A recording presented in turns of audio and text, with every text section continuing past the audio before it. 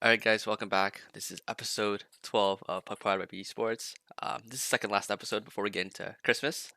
And yeah, we just watched an incredible World Cup final, but obviously this is a hockey podcast, so let's talk about hockey. Dave, how was your week? We'll stick to that. We'll stick to the World Cup at the end. So stay right to the end if you want to hear our immaculate soccer takes. And actually, let us know if you'd like to hear more. If you enjoy that conversation, we are thinking about expanding in the new year to include more soccer related content on our YouTube and TikTok side as well. So any feedback's always great, but let us know if that's something that you guys would be interested in.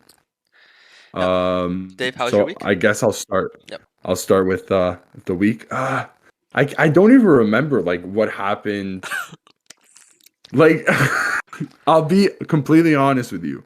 All I've thought about for the past 6 to 10 hours was that World Cup final. So the beginning of the week started with the semifinals. So I guess we'll start there. The Leafs played a few games in between that. They won a couple, lost a couple. That's kind of been on the back burner for me a little bit this past week. This is like the pinnacle of soccer of footy for 4 years. This is when it's it reaches its apex. Let's pass the torch over to But Christian. Huh?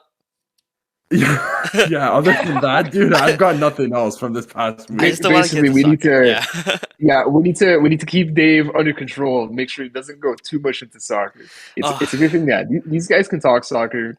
I'm very much a casual, but going back to what Dave said about the Leafs played a couple games here and there. You know, they did some stuff. They absolutely stomped Anaheim, and then they lost a couple games. And for me, I'll give the comparison. In 2019, the Raptors have their NBA championship run. I watched the majority of those playoff games. I watched the final game, like the game that they clinched the title in, Game 6. And as soon as the buzzer went, the first thing that I thought of was I would be happier if the Leafs won round one. And this isn't anything against the Raptors. This is just how I feel about the Leafs. I was obviously very happy for the Raptors, but nothing will compare to the Leafs in that respect. So even if like Italy winning the World Cup or the Euro when they won the Euro, it pales in comparison to what I think I would feel as a Leaf fan. My week, I finished exams early in the week, so basically all I did was I did a whole bunch of nothing this week because that's what I wanted to do. That's Well, literally it. That was my week. well I did deserved. work, but that's it. Well deserved. Exactly. Well deserved. All right, so bring this out. I'm not gonna say too much. It's probably backwards, but it's okay. Yeah. For anyone listening, it was a Messi jersey and number 30. So for me, the casual, I'm like, wait, I thought it was number 10. What is this? My whole life is a lie. Please explain, Brian. Uh, sure. When you move to PSG because Barcelona's financial issues, Messi, Okay. what's it called? Messi always takes 30, but sorry, Messi always takes 10, but Neymar has 10. So what's it called? He just left it and took 30 because he started his career out with 30 at Barcelona because Ronaldinho was 10 at Barcelona at the time. So Gotcha. that's the story there.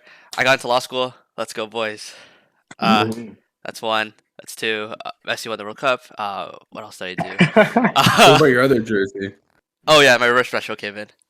Yeah, it's. You want to talk about that quickly? I think we could start like that. Use that as our jumping off point. Exactly. So we had our I guess it would be our second biannual. The Leafs and the Caps will only play. I believe. What did they play? Three times. I Three think times. I think they play one more time. Yeah. Yeah. So one more time. So we'll get one more. I actually went to the first BD Sports El Classico Caps Leafs. That was the home opener for the Leafs, which the Leafs took 3-2.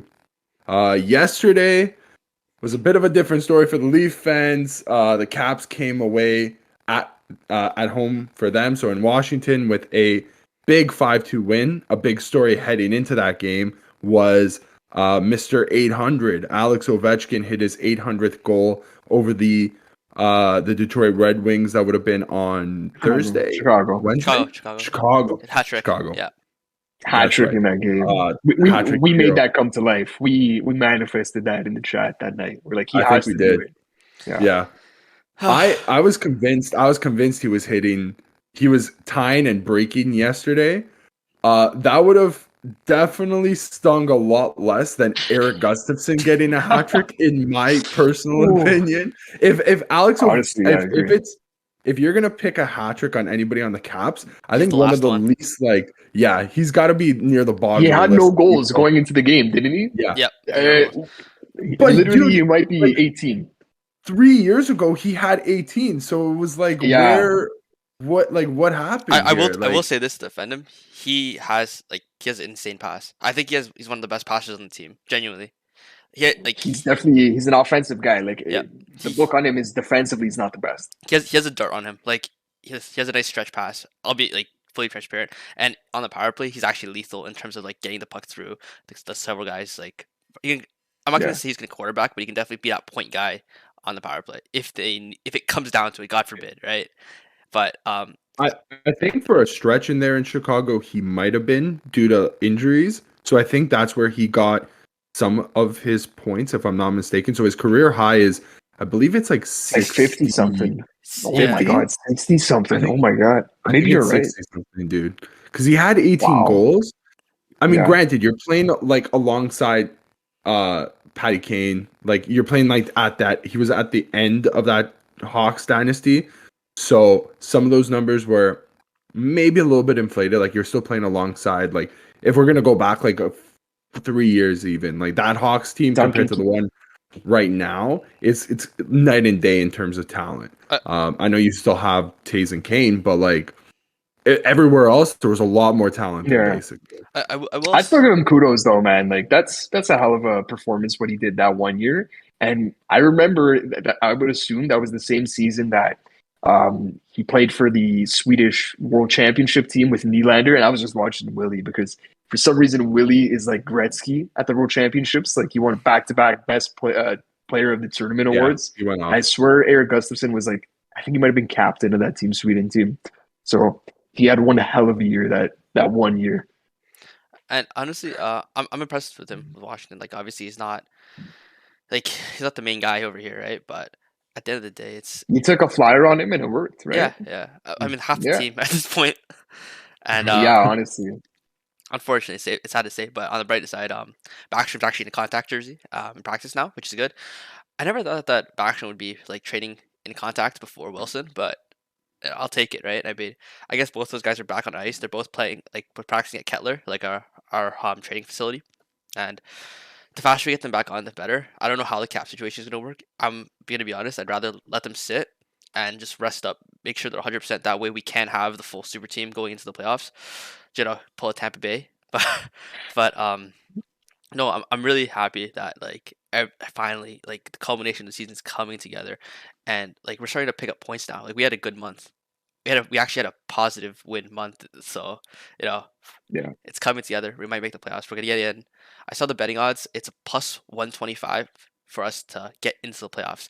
I haven't seen a positive betting ratio for us to get to playoffs in like at least 8 years, Dude, man. it must have Yeah, been worse a month ago then. It must have been like plus 250 a month ago, yeah. right? Yeah. I mean, I will say on the Backstrom front, Brian, like I don't know who it was. I saw a tweet from I want to say it was an NBC analyst that was saying that Backstrom said like this is the first time he's been fully healthy in like 8 years or something. Yeah. Yeah. And that's absurd because Crazy. honestly, I was under the impression that he might be like a goner for his career. Like people were talking about that. I remember analysts saying like Backstrom might be done for good when he had that surgery. And it seems like honestly it could be the opposite. So I'm very excited for that because I really do like Backstrom. And if he is back to full health, that'll be really exciting. And obviously that'll be great for you guys. Yeah. Also, it's going to be great for Alexander Ovechkin, who's Yeah. already so close to that mark that you add his longtime line mate back into the fold, and then hopefully when Wilson's healthy as well, dude, his pace, whatever he is on right now, it could even like the sky is literally the limit for that guy. I would never bet against him to not do something. I think he's proven time and time again that whatever you want to set against him, he'll just absolutely crush whatever you have to say against him. So, The goal yeah, that no, hats off. the goal that breaks the record has to be from Backstrom. That's Oh, Empty dude. netter. yes. Okay, yeah. Nah, You know dude, that that's- it's gonna you know be that a Gretzky did Backstrom. that? I Yeah. did not know that. Really? Yeah. Oh, Yeah, okay. man. He broke Gordie Howe's record on an empty netter. Just for reference. Yeah. Dave, Okay. what's it gonna be though? Power play It's 1 gonna team? be a power play 1T, Backstrom to Ovi. Yeah. 100%. Okay, but is that the ideal goal for you? That's what you would want, Dave? That's what I would If want. you dude, could draw the play out. Okay, so if we're gonna talk about storybook career finishes, as we saw today in the World Cup, It's not a that bad is day to talk about them. that is your story. Like what? Like you can't literally, unless it's like the Stanley Cup winning goal, which could happen. I mean, Who knows? But if you want it to be like true to like their career, it has to be I a can power play make it a 1T. little bit better. Okay. let's hear it, Brian. Against Pittsburgh or the Rangers. I was Dude, gonna if say it's against Pittsburgh in a yeah. hat-trick game. Get the Oh my get the goodness. parallels going all over the place. Dueling hat-trick OT? game with Oh, Crosby, man. right? Yeah. But Nice OT one. I would also just love like a vintage just what if he actually did the one-handed on the floor stupid thing? Like Oh, the obviously, back. yeah, that would be impossible. Not with but, those legs, boys. Dude, I don't know if we'll get back up, dude. I'll be honest with you. So, you know what? Okay, let's say though, hypothetically, he's tied the record and he has an opportunity for an open net. Like he's basically like there is nothing stopping him from putting in the net. What does Ovechkin do? Slam it right in. Does he? Oh, Yeah, you yeah. think so? Hard two-handed slap shot, dude. I don't know, man. I feel like honestly, anytime there's an empty net, like Ovi will see the empty net and he'll just get off the ice, and like I feel like he'll refuse to score on an empty net. I think he's more of like the opposite. So we saw with Marner where he was reluctant to shoot for his point streak. I think Ovi is the exact opposite. Like if he sees the net, if he sees the mesh, dude, that's where he's aiming it for. Like duck your head if you want, but it's coming 100 miles an hour, basically. Damn, man. And you know what? I'm kind of happy that we won. We needed to pull a win over Sammy over there, and he did not have a good game, man. No. That was definitely his worst game of the year, and he said as much in post. You know what's actually crazy? I don't know if you heard this stat, Dave, but that's the first game of the season the Leafs have lost by more than 2 goals. That's the first game, man. Yeah, that is also the anytime that the Leafs. So every Samsonov win, he's only allowed 2 goals. So I know. Okay, so I know that's not like the correlation's not there because they didn't win the game, but you know his record's 9-3 currently. But in those 3 wins, in all 9 of those wins, he didn't allow more than 2 goals. Which also includes the game that Sammy. Yeah, like it includes the game that I was at as well. Like he gave up in that game, I remember in particular. So maybe I'll make a quick comparison here. He kind of had a couple like that first game that he played against the Caps. That was his first debut as a Maple Leaf. He also kind of let up a couple of stinkers that night as well. So I don't know, maybe it's because we haven't seen him give up too many shots that kind of just go through him, which we kind of saw a bit more last night. So I don't know if maybe that's mental. No, it's definitely mental.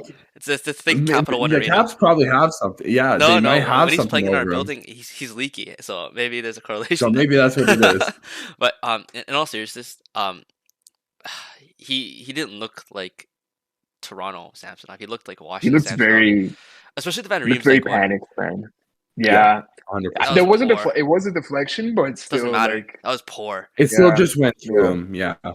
Swiss cheese. It was like bad positioning, not bad positioning, but like you could tell he got caught out with the positioning, which happens because of a deflection. That's fine, but at the end of the day, he still wasn't that far off. with the deflection in tow as well, and it still Yeah. seemed to just get through him. He was off. I have to say, even with Gustafson's first goal, where he just kind of slapped it beside the net, Off the side basically. of the net. Yeah. It's just like it's like mental lapses. So 100%, Brian, I think it's got to be a mental thing. Like, we have a small sample size here, but in the 2 games we've seen against the Caps, also compared to the rest of the games that he's played, I can't pick out the ones that I pick out of my head were the bad goals was the couple yesterday that we brought up, and I believe Marcus Johansson scored on him his first start, and it just like went right through him. Like, I was sitting right behind the net, and I was like, you've got to have that, dude. Like, I really like him a lot, but you have to have that. It's fair criticism. At the end of the day, he's probably like what? Last time we were talking about this, he was at 940. He can have a bad game, like. Yeah, 100%. And like we said, like, it has been a rarity with him. So it's not about overreacting to just one bad performance. Let's see how he bounces back. Is this a trend? Is this something we got to worry about, or is that a anomaly? Right. So it's not a complete conversation until we see him start again, I'd say. Same thing with Murray, who had a not the best game against the Rangers. We'll see how he bounces back on Tuesday. I do want to see him bounce back because that would be a legacy that he would not have with us, because I feel like with us, when he was hot, he was hot. When he was cold, he was cold. Hopefully, loses a game, doesn't matter, gets his head right, and then he takes the win. Next game, whoever you guys play next, right? But the main thing is, like, I want to see consistency. I want to see him and Vanacek grow, like, what they should have been with us, even though they're obviously not with us anymore. Even though, like, New Jersey, Toronto, not 2 teams both in our conference, but it'd be good to see them both do well. I also did realize something that, like, glaring weakness with the Leafs. Just a bit in the bit that I did watch in the game. Obviously, like, my sample size with watching your team is like super puny. But one thing I do realize is that the Capitals. Dave, that's a nice cup, buddy. Thank you. One thing I did realize with Caps is like, we like to cycle the puck, right? We like to play it, shift, and we like to transition from our left winger, or like the guy on the half wall, and the left D. They like to shift, right? And they like to twist and turn. I feel like you guys don't, like, the Leafs don't have a good read on that. Mainly because they probably stick to man D. You guys do a lot of chasing with the puck, right? From based on what I see. You guys don't take zonal coverage, which is how you're supposed to cover your when the other teams cycle. But a lot of times I feel like you guys get lost in translation, or lost in transition, specifically in that spot. And you're saying defensively, like in our own zone. In your own zone, yes. Yeah. Because, like, you're supposed to switch, right? You're not supposed to follow. When you follow, that's when you get lost. You have to open up gaps. It's most easily seen in overtime. Like, if you watch an overtime game, like I'm saying, just for teams in general, like anybody who might not see this, like if you watch an overtime game, you'll see as a team is coming into the offensive zone, the defensive team, they'll either decide, okay, do I want to go man on man, where it's just you take the man closest to you, and let's say it's Tavares and Marner, they'll take half of one zone and the other half will take the other, and it's just whoever is in my little circle that I'm defending, I take. Whereas other teams, it'll be, you're a marked man. It used to be like Ryan Kessler against McDavid in that one playoff series. It's like Ryan Kessler is defending no one other than McDavid, and you just shadow the guy. I get what you're saying there, Brian. I don't know if like the thing with the Leafs is they've been pretty damn good defensively this year. It's been a little bit of a turnaround from previous years. But even going back to the New York game, like we've just been off. Like, our timing hasn't been right. The attention to detail has been a little bit off, offensively and defensively. I'm trying to think of any scenarios where I noticed that in the game. But I don't know. You guys, like Washington, you guys were really on your game. Like Dave mentioned it too last night. Like, the structure was there. It was a very well played game from you guys. Just to backtrack, unless you got anything else to add, I wanted to go to your goalie as well, Brian. I want to talk a little bit about Lindgren. He was pretty good too. Pretty well. And he was also, didn't he play in the game that you were at too, Dave? I think it was Lindgren there too. He did. You're right. I believe he did. And I feel like we had the same conversation. We were like, yo, that guy's pretty good. Like, he played pretty well. Because he was he saved the bacon in the first period in that first game. I remember now. Yeah.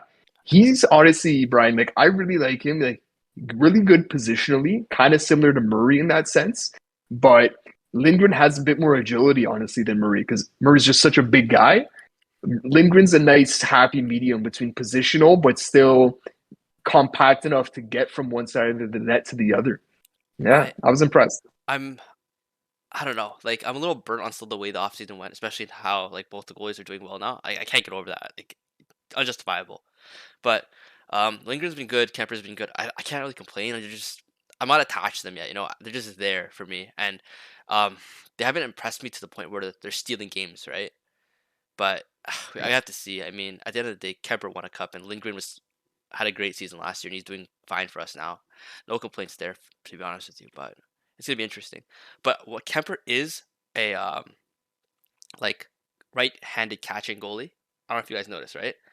But No, Lindgren is. sorry, Yeah. Lindgren. Sorry. Yeah. Lindgren catches right hand and stick with left, which Yeah. is unorthodox. For There's like goalies. 2 or 3 in the NHL at a time. Yes. Another thing I wanted to bring up, completely unrelated to Caps Loop, segue into the next topic, is Connor Bedard is right-handed. All right, he's a Oh, yeah. he's a right-handed center, and I just wanted to point this out because I think this is extremely underrated and valued position, like positionally for hand is. Everybody always talks about the right-handed D-man, right? Wow, it's so important. I think Yeah. the right-handed center is just as important, to be honest with you guys. I mean, not every team has one, but I was looking at Bedard's face-off numbers and face-off numbers as a whole. When you guys think face-offs, who do you guys think of? Oh, Bergeron.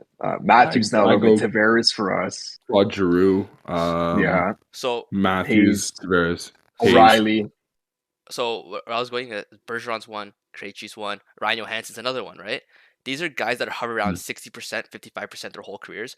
Connor Bedard is 56% in WHL in WHL right now, right? I don't know if you guys noticed in our game versus you guys, Oshie takes faceoffs on the right side. Oshie's a winner, right? Yeah. Offensively, like this is like a niche thing that like I'm kind of into, right? It's face-off game theory. If you're on the offensive side taking a face-off on the right side, you want a right-handed person taking the face-off, right? Because When it's your D-man.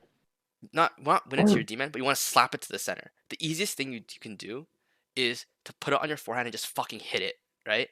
And it's the same with left-handed, right? And if you're on the left side taking a face-off defensively, you want on a defensive face-off, you want a right-handed center there to just slap it to the wall, and check and pin, and just hold it there so they can't start the cycle or anything like that. This guy is legitimately the first right-handed center that is coming up in years. I can't remember the last time a hot red like prospect is right-handed and a center at the same time. Like the last guy I could think about was Stamkos. You've got McKinnon. Oh yeah, that's true. Yeah, McKinnon too. Yeah, that's true. Suzuki is a more recent one, but I agree with the sentiment that they're a rarer commodity. I don't know if you guys have ever heard this about handedness and how it relates to nationality or the correlation between this. Okay, so I'm left-handed. I write left-handed. In hockey, I shoot right-handed. Dave, are you left-handed or do you write right-handed? Dude. You're I'm left-handed? so surprised that you're left-handed, dude. Yeah, That's man. insane. Because Let's go. already we're at a major disadvantage. We're at like I think it's like 1 in 50 people are left-handed. It's insane how man. I'm right-handed. is. I'm right-handed. Dude, you're in the minority here. That's insane. Yeah. I never thought that there'd be this type of situation. Left-handed people rise. We're coming. Yeah. So we'll pretend Bryan doesn't exist for this conversation, Dave. So just ignore everything he says from this point forward. So basically, the steady, I don't know if it's even a steady, but I'm pretty sure the data shows that Canadian hockey players, they hold hockey sticks opposite to the hand they write with. So if you see a right-handed Canadian, they might be left-handed. And that's why a lot of Canadian hockey players, Crosby, McDavid, just 2 that come to mind, but obviously it goes deep into that. It goes into the whole defenseman thing and why right-handed defensemen are so rare. A lot of right-handed writing Canadians shoot left-handed in hockey. The opposite is true with Americans. Yes. A lot of Americans that write right-handed shoot right-handed. Jack Eichel, Tage Thompson. There's a couple guys, and so it's really weird to think about. I should actually look at this. There's It's weird. Like, what is the scientific basis behind this? Is there any? Is it just there's one more stat like that just chance, man? there's one more Yeah, fact hit me. I have that's super interesting. So what's every what's every hockey player's second favorite sport? Golf. Golf. Okay. Which country in Yeah, the world has the most left-handed hitting golf players? I'm gonna guess Canada. Yes. It's Really? written in stone. Yes. Um, Damn. most countries golfers hit right. In Canada, it's the opposite. It's like the one country in the world that's like that. I saw that So stats of it, this and it's like supports that. yes, there's some correlation there. Yeah, Um, I actually did take a look into this for my point. The reason that is in Canada is because so when you're right-handed, you hold the stick with your when you're left-handed, you hold the stick with your right at the top, right? That's more yeah, effective for poke checking, right? Because your dominant hand is technically used for like the longer reach. You have more strength on it, right? It's hard to explain what I mean, but like I have to show you guys in person. But when you're left-handed, hold that stick on the with your right hand, you'd be poke checking. With your left-handed, you'd do it with your right, right? That's the idea is emphasis on Yeah. defense, right? And that's a Mhm. fundamental that obviously in Canada we pick up on. In the U.S., yeah. it's baseball, right? It's throw right, you throw right, you shoot Catch right. left. Oh, okay. I see Like what you're saying. yes, I don't know if that makes sense, but that was the article I took a look into. That was the topic, and it was kind of interesting because it kind of does play out. And Yeah. going back to my original point with Bedard, offensive juggernaut, he's gonna be winning faceoffs. Obviously, like the numbers are already showing. If he becomes a possession monster, like the numbers he's already putting up in a junior is ridiculous. He's gonna do it in the NHL too. Like Do you have his numbers there, just for anybody listening? Because they are ridiculous. I haven't heard them recently, but I do not have his um, numbers. What is that points? yeah, Like yeah. that Like type of, I I'm know pretty sure I he's on believe some he's still on a absurd streak. crazy point streak. 100%. Yeah, I don't think he's broken it either. yeah, I could quickly yeah. While you check look for that, that out. Dave, like honestly, but Brian, we've talked about Bedard, I think, like in earlier episodes, and like just when you try and make comparisons to players, for me, because of his stature, he's kind of like a DeBrincat with a bit more playmaking, I'd say. I don't know, like I kind of like that comparison, or like I put him in that. I think I said I put him in that Patrick Kane, Jack Hughes tier of elite playmaker. But those are two guys that absolutely can put the puck in the net. But it's not necessarily their first choice, right? Like we're seeing Marner kind of become that, where he's embraced his shooting a bit, and it makes him a dual threat. Bedard's already got that. Like he doesn't have to work on that. His shot is his signature move.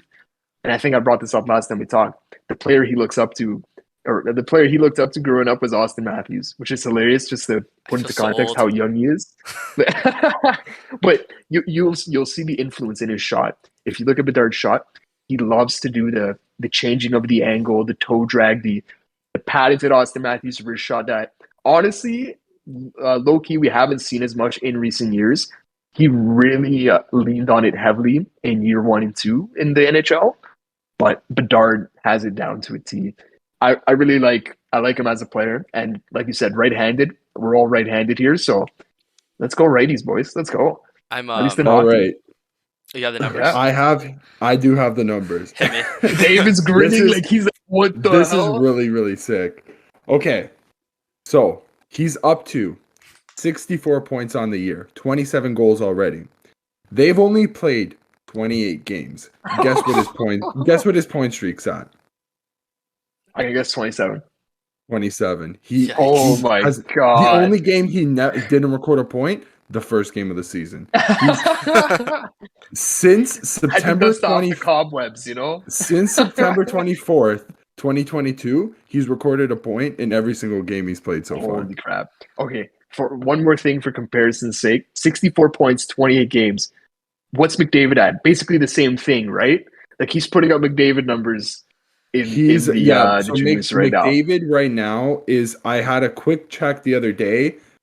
He's at a 1.93 point a game. So it basically puts him on Is it a 1 point off 100. for 2? Yeah. So it's like 160 point season, more or less.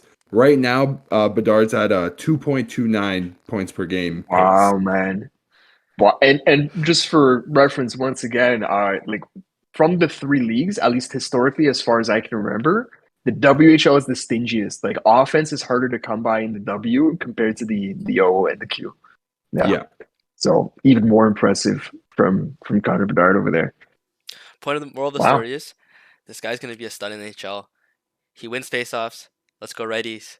All Okay, right. let's one thing though with the faceoffs, like I feel most young guys that have come into the league recently suck at faceoffs. And I wonder what their numbers were in juniors. Like I wonder if I think Barzal has like a terribly bad faceoff percentage like I think he's like low 40s. I wonder what his faceoff percentage was in the juniors. Like was he a 56% guy? And is it because he got to the NHL and he's dealing with dudes that are way bigger than him that his faceoff percentage dipped or not? Maybe it was just always bad. This is something to look at. Maybe. I don't understand how centers are still struggling with faceoffs. Like, in the sense that everybody's trying to go for the fancy stick lift, win it backhand, and play it to your demon. Like, if you're legitimately playing defense and it's on the opposite side, you just slam it to the wall forehand. Like, I don't understand. Put it to the wall, stop their cycle, and pin them. That's check and pin, hold them. That's it. Like, it's not. I think honestly, Bryan, I think this is what it is. I guarantee you. Well, I think we already know it's an experience thing. Like guaranteed, veterans are better on faceoffs than younger guys.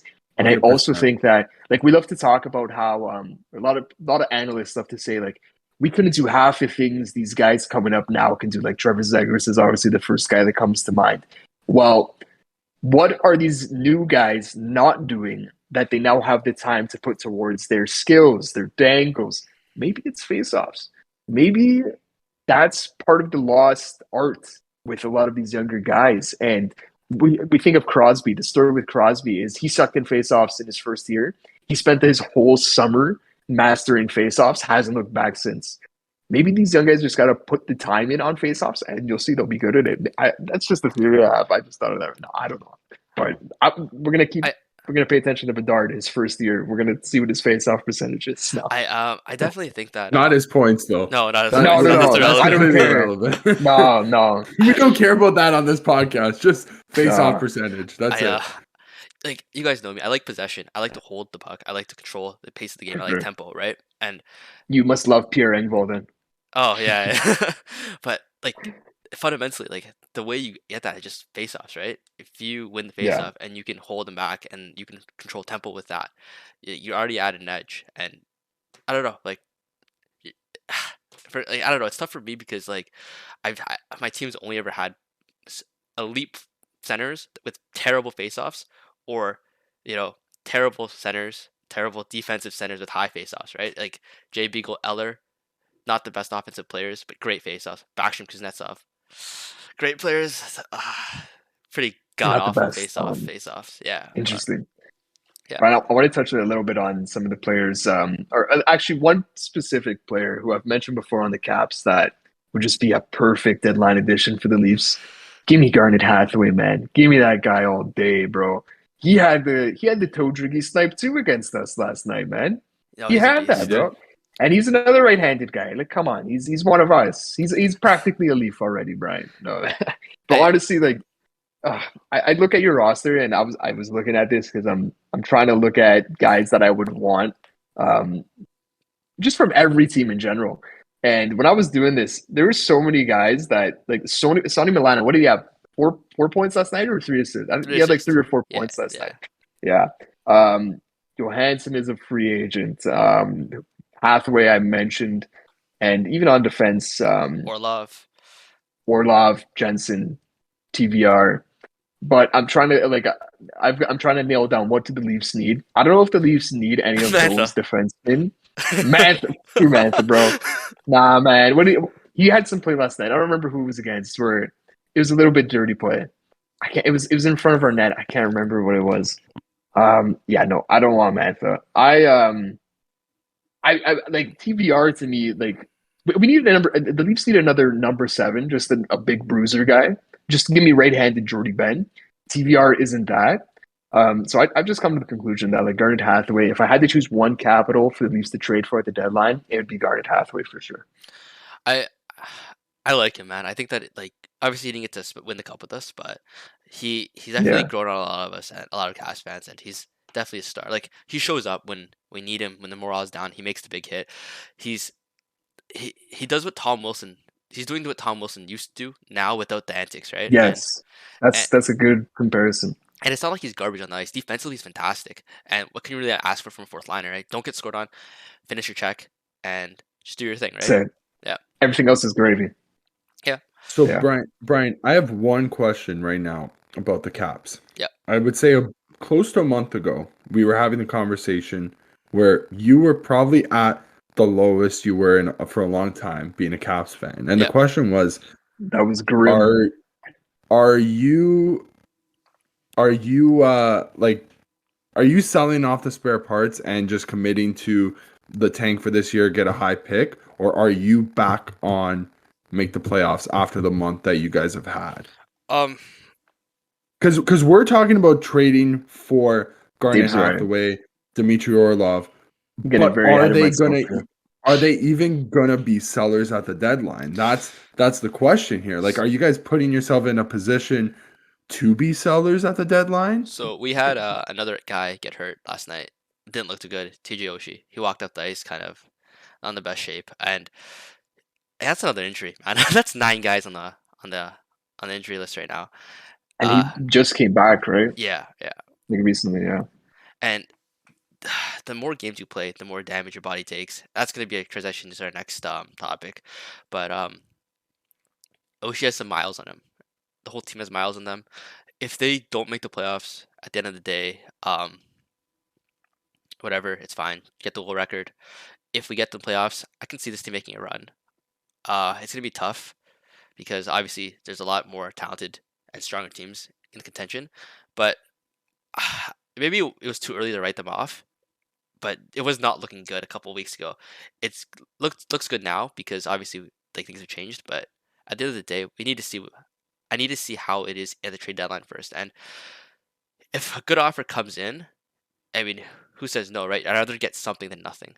A lot of our team is UFA, and yeah, we gotta just wait and see. But I'm looking at the wild card race here. Your teams, Brian, are teams in the wild card race. Rangers at 39 points, Islanders 37, you guys at 36, Florida at 34. We'll throw Detroit in there too at 32, but I feel like those are the 5. So those 5 teams for 2 spots. So can you envision the Caps beating out 4 of those 5 teams? Like I can. I don't really like Florida this year. They haven't really shown too much. The Islanders I've always been down on. The Rangers I do like. And Detroit, I think they're too inexperienced. Like you guys, I'd say it comes down to Islanders, Caps, Panthers for that second wild card spot with the Rangers taking the other one. I don't mind your guys' chances. I was gonna say that the Rangers probably have a guaranteed spot. They're obviously not like playing to how we expected them to at the beginning of the season. I thought Adam Fox was like gonna win the Norris this year. I thought that like Zabinajad, really damn good. Yeah, I thought Zabinajad and Panarin and all those guys were gonna kill it. I thought they're the rookies. Well, not rookies, but I thought that Capo Caco and Alexis that Lafreniere, kid line, yeah, I thought they were gonna tear it up this year. I don't want to sell them short. Still waiting on it. I don't want to sell them short. I think that's their weakest part of the lineup. I'll be honest with you. Well, maybe except for Filipino. I know like one of the there was a graphic that popped on the screen during the Leaf game. Hito kind of, I think he missed a few games. I think he only has like just under 20, but the other 2 have been there for almost 30, and I think Hito might have them both beat in points and goals. I know Kako only has like 3 on the year. Lafreniere has 5, but Hito has does he have 10 goals, Hito? He's got 7 goals, 8 assists for 15 points in 24 games, whereas Laf, 5 and 9 for 14. Kako's got 7 and 5 for 12. So he does have them both beat out for points, and he's tied on goals in 8 and what about in 8 less games, right? So yeah. Regardless, I mean, he's back now, so I mean that kind of completes that line. So maybe that's the spark there. I don't know. Regardless, it seems like we had this discussion already, right? Like, I think we did. Yeah. Regardless, you know what's? Yeah. Go ahead, Brian. They get enough goaltending, even if like Shostakon doesn't play well. Like regardless. 100%. Like Like That he's decor yeah. is like real nice too, man. Dude, Like when Shesterkin it could put plays up a well. he could put up a Yeah, 9-10, which is like 20 points less than what he had last year, yeah, and still like it still help them into the playoffs, right? yeah. Like I don't know. Rangers have a guaranteed spot. I think that the Islanders they have that they have something that's just keeping them in from not falling out of contention of the playoffs. I wasn't too hot on them going into the season. I know Dave was, but ah, like they have I They may or may may something. not fall out, have though, I'll be $5 honest. on them. I have $5 on them to win the Stanley Cup, just for reference. They, they, And they, this is they before the season started. they have something that's just keeping them alive. I don't know what it is. It's like I think second. we know their ceiling is really high. Yeah, Like I yeah. think we just know that if things do hit for them, like it's a damn good team. They could go on a run 100%. Yeah, And yeah. then They're another one. with Florida, I mean, like I don't know. Like I don't I trust think their defense, man. I think I they're don't trust Gustav Forsling and Brandon if Montour to continue what they're doing. if you ask me who I think is better on paper with injuries, I think that Florida is obviously the better team for the wildcard spot. But if you ask me who I think is better if fully healthy, I think we're the better squad. And at the end of the day, that's what it's going to come down to. Are we going to stay healthy, or are we going to have legitimately half our starting roster Yeah. in crutches? Like that's what's Are, coming are down you to. thirsty for the season or just the first half? Yeah. Yeah. Underrated thing in the Panthers conversation is they've got to make a trade soon because they're gonna have Duclair coming back. So do they trade Duclair or do they offload somebody to keep him? So they're gonna potentially get worse than they already are. Not that they're a terrible team. I feel like I'm talking real bad about them. I like a lot of pieces on Florida. I'm a big Sam Bennett guy now that he's doing stuff. And Anton Lundell, that's another guy I really like on Florida. He's a little bit of a Barkov light there. So good pieces, and obviously Um, Spencer Knight, another guy there. But yeah, Super underrated. so one thing I wanted to mention about the Panthers was so we obviously so you went through some of the defensemen there. Like read off some of the yeah, defense. So what I kind of want to say is um I don't think like we kind of saw this with the Leafs, right? Like mhm, do the Leafs current like right now they're missing some pieces, right? So I'm going to try to make this comparable. What the Leafs have done well over the past, especially like it's been amplified over the past, I would say six weeks. I would say since that streak started, like after the Anaheim game. What the Leafs have done well is not just like their defense core basically playing structured defense, but it's kind of more team defense. Like yeah, yeah, this is the thing that I noticed out of the Panthers last year was they did have some defensive pieces that kept them in it. But if you remember last year, they were almost in the same situation. So the Leafs gave up quite a bit of goals last year, but the Caps gave up just the same amount. I actually do have the standings in front of me from last year. I was going to use it later in our episode, but it's like the Leafs gave up 254. The uh all the other teams are giving like the teams that are like were above and around the above them in the Leafs, standings. and Yeah, yeah, they were like 202, 207, 220. So yeah, about a 20 goal difference.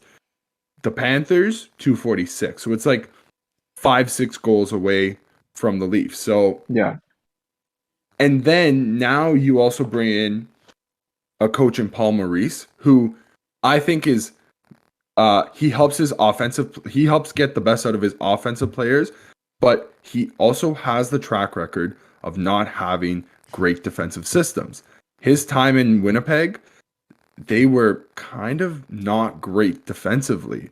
yeah, But they were definitely held up by some of their attacking talent. Now, there are questions to the Winnipeg atmosphere and in the locker room and stuff like that. There have been for a few years now, like with Blake Wheeler, Mark Scheifele, and stuff. I don't know if I want to point a finger at Paul Maurice, but I also don't think I think it would kind of be like remiss to also not mention that you know he there's got to maybe be improvements to the systems there. Like it can't just be oh they need more defensemen. you also have to work with what you have. Like not everybody, like you can't be in a perfect situation here. Like you're not gonna line up with the 5 all-star, like all-star forwards, all-star defense, and all-star defense going down the rest of the lineup. Like you've got to work with what you've got. If it's Brandon Montour, Gustav Forsling, you've got to be able to put them in a position to succeed. Basically, I think that's the point that I'm trying to make here.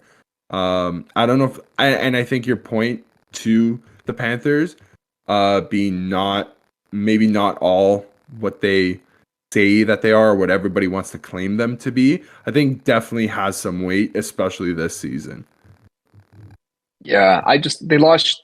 They went all in last year, and that roster was an absolute wagon, top to bottom. Especially those 4 lines there. They could just roll whoever Killed over the us. boards, and it was scary. It was scary, man. But they think about it. They lost Sherratt, who I know mixed reactions there, but Sherratt, Giroux, Marchment, and they didn't have Duclair, and so they get him back right now. Those are 4 key contributors.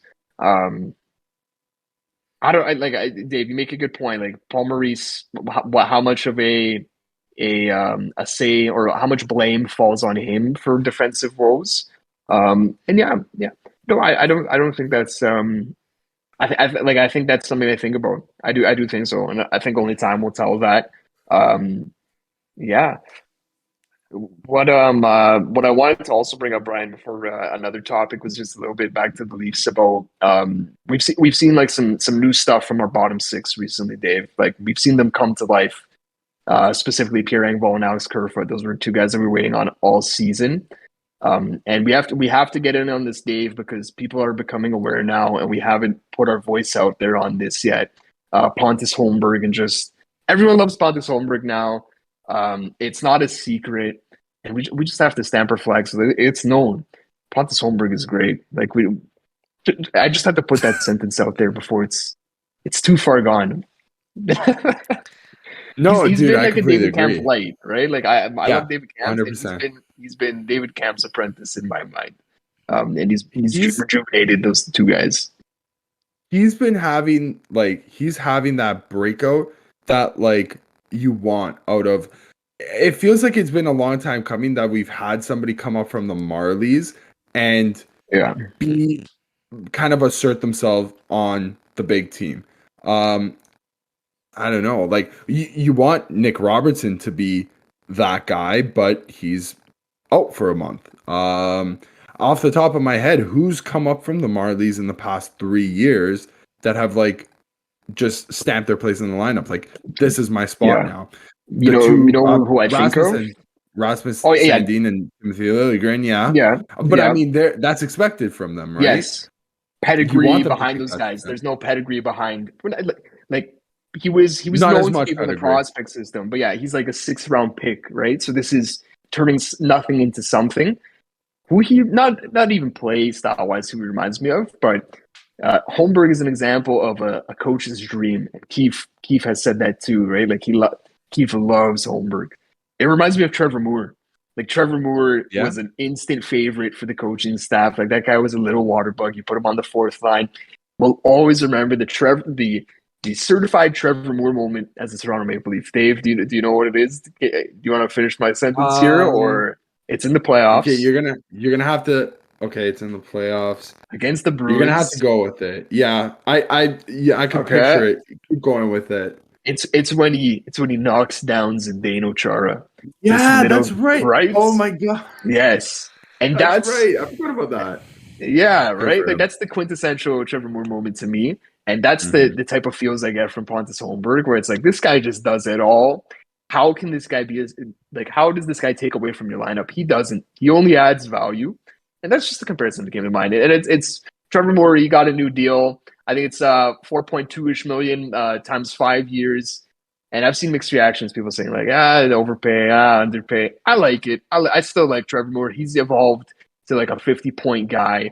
I'm not saying that Holmberg's going to be a 50-point guy, but he seems like a decent lock to be a positive contributor to a bottom 6 and maybe even a high-end 3rd line type of guy. I think that's a fair That's fair Was assessment. Moore in the Muzzin deal? Moore was in the Jack Campbell deal. Yeah, the Jake Muzzin deal is a first, Sean Dursey, and maybe something Carl else, Gunstrom. something minor. Carl Gunstrom. Yeah, that's another guy who Babcock's like, yeah, this guy's gonna play on Austin Matthews' wing in 3 years. I remember that quote. That was funny. And Gunstrom's he's in and out of the lineup. He's a bottom six guy, but Dursey was a hit. Their first round pick they turned into Tobias Bjornfot, who's been up and down with their AHL team there. He's an undetermined yet. We'll see what he becomes. The Jack Campbell deal got us Campbell and Clifford at a time where we desperately needed goaltending, like desperately. It was Michael Hutchinson at this point who was getting a bunch of starts because Freddie was down and out.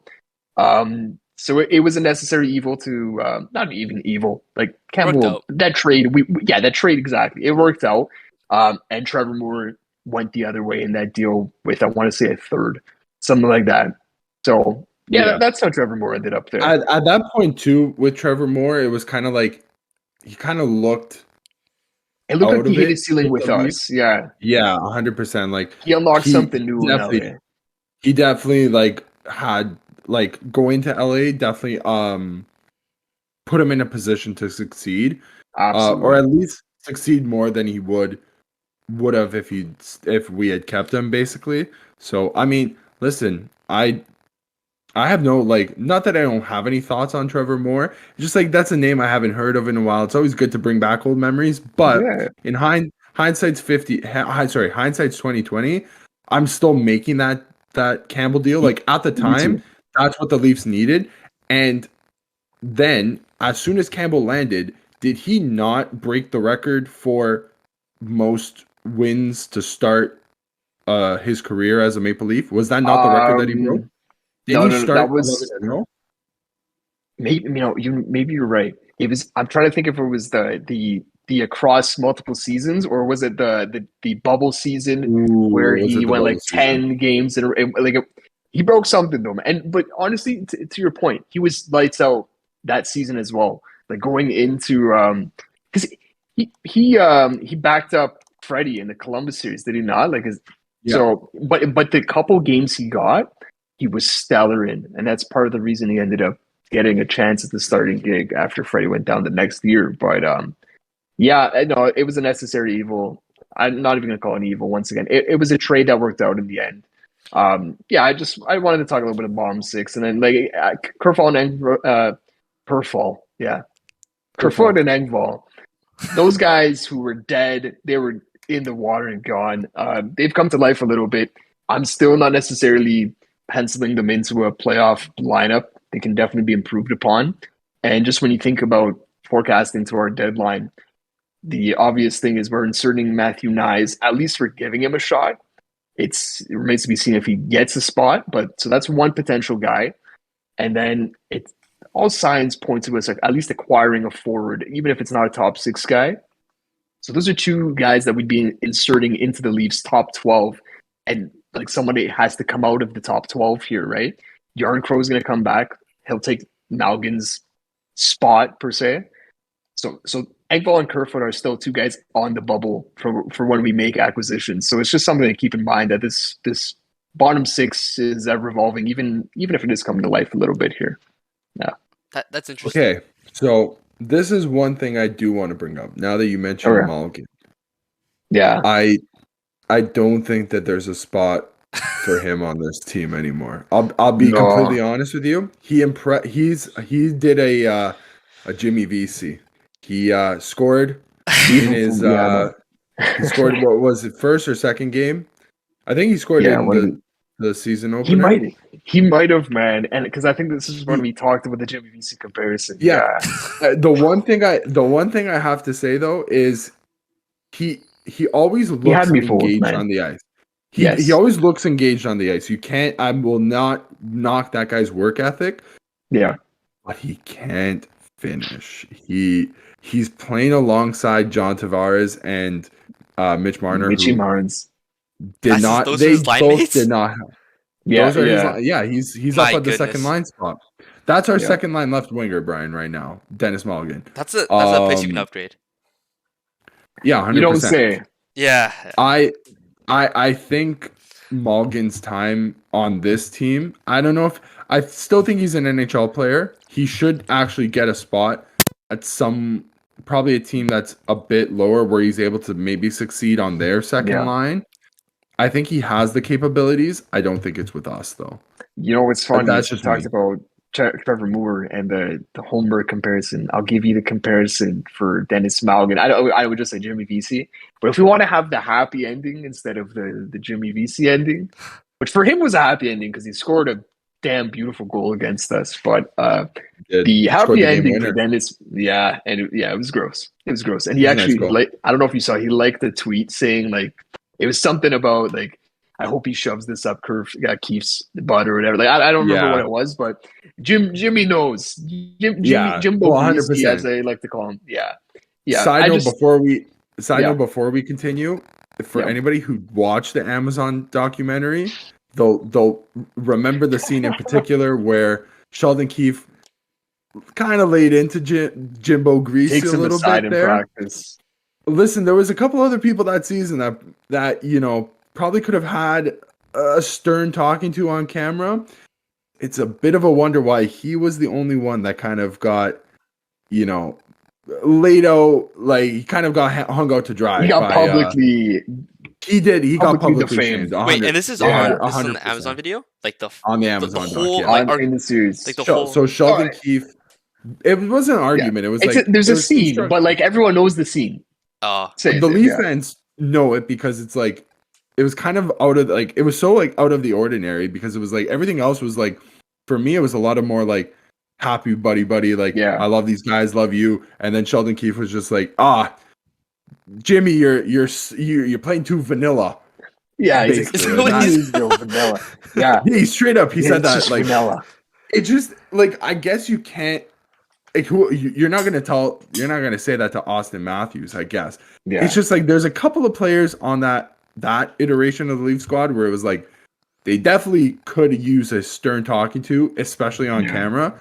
But it was kind of funny how it was only Jimmy Vesey that got that treatment. Man, So I told this story. I don't know if I've told it on the podcast, but yeah, like we have Jimmy Vesey. There was even a tune-up game. Like before the bubble season started, it was like the Maple Leaf blue versus white game. And I'm pretty sure VC scored in that too. And Nick Robertson also scored in that. Everyone was going nuts about Nick Robertson. Like, oh my God, look at that clapper. He scored. He's going to make the team, yada, yada. Jimmy VC makes the team. He scores a goal in his first game against Montreal. It's a beautiful pass from Willie. And he scored the goal. And I said to myself, and people around me will confirm this, during that game, I said, this guy sucks. This guy sucks. I don't like Jimmy Vesey. This guy is not going to make it long with this team. And he didn't. So I felt vindicated watching that series and getting to the part where Keith said that. I was like, okay, good to know me and Keith are on the same page. I don't know why. It was, like Keith put it eloquently, vanilla. Very vanilla from Jimmy Vesey. Do you guys remember when Vesey was coming out of college and he was like free agent? Everybody, it's like the hottest. We had this conversation too. The hottest ticket. I distinctly remember. I believe it was Darren Dreger on TSN who was like, I think the Leafs should go all after him. Maybe they should look at trading. So this was when he signed with. Was he on Buffalo at this point, or was he on? Who did he sign out of Rangers. College with? The Rangers. So he was on the Rangers at this point. So the proposed trade from Darren Dreger was Nylander for Jimmy Vesey straight up, basically. Hindsight's 2020 on that one as well. Yeah. And William Nylander is currently on a 45 goal pace. Jimmy Vesey, I think, had his third and fourth goal of the season against the Leafs, but I think he's on pace for like. So I was gonna say, this is why as a college prospect you should never sign with the Rangers. But then I remembered somebody else came to my mind. Do you know who it is? That Adam Fox guy. Yep. Never mind. He's kind of good. Yeah, pretty good. Can I tell my favorite college, Leafs college signing story? I was at this point. I'm 13, 14 years old.